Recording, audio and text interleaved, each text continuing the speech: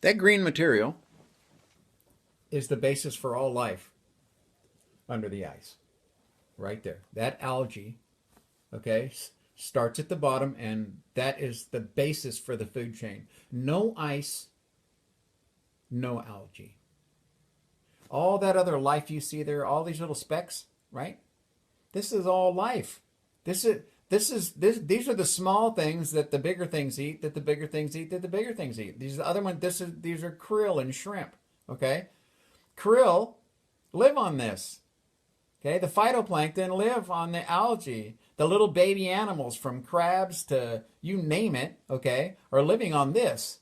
That's the basis for the chain of life up there. And when the ice goes, that's going to go. And when that goes, we go.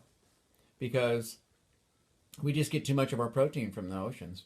And when the north goes, it'll just move. It will just cascade down to the south. There'll be no stopping it.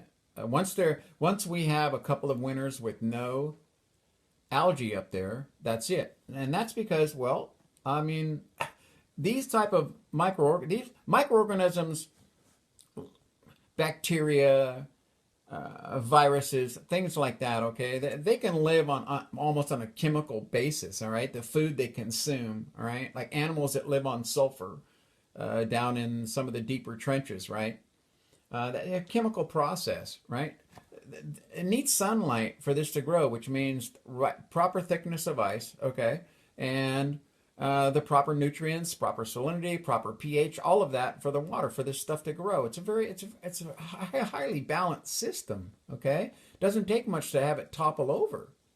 So I see this as the beginning of the end right here. Is this simple algae, this and melting permafrost that's going to start pumping methane into the atmosphere. I see no way to stop these two events.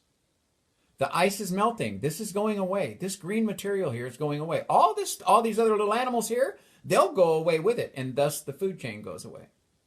And there goes, a large portion of man's protein source. What's he going to eat then? Well, he's going to take other people's stuff to eat. That's what men do. Okay, we don't join together and try to solve problems. We just go and take somebody else's. So, yeah, it's pretty tragic, but this is where I see the end happening. That simple green material right there. That's it. That's the end of mankind. When that goes, we go.